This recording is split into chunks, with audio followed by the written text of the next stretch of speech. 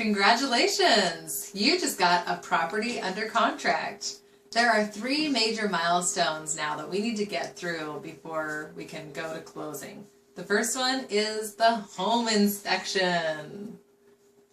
This is a process where the buyer orders a home inspection, possibly well and septic also, and then they complete the inspection and ask the seller for any repairs. The seller then can choose whether or not they want to do any or all of the repairs that the buyer asks for.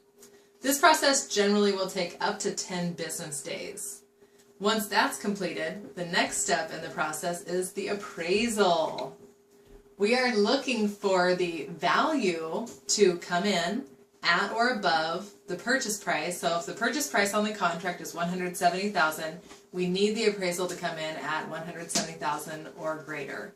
If the appraisal comes in too low, let's say at $150,000, then the seller can decide to lower the price, or they can decide to stay firm and the buyer doesn't have to purchase the property.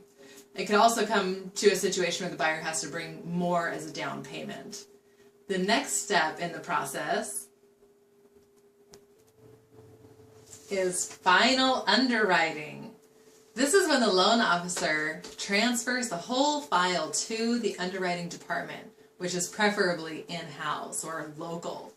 The underwriting department then reviews everything and asks the buyer for additional financial documentation, perhaps letters of explanation, maybe updated credit report, and they can ask for, sometimes they come up with strange things, so be prepared for that. The buyer's going to, it'll feel a little bit like a scramble in the very last week when the file goes through final underwriting.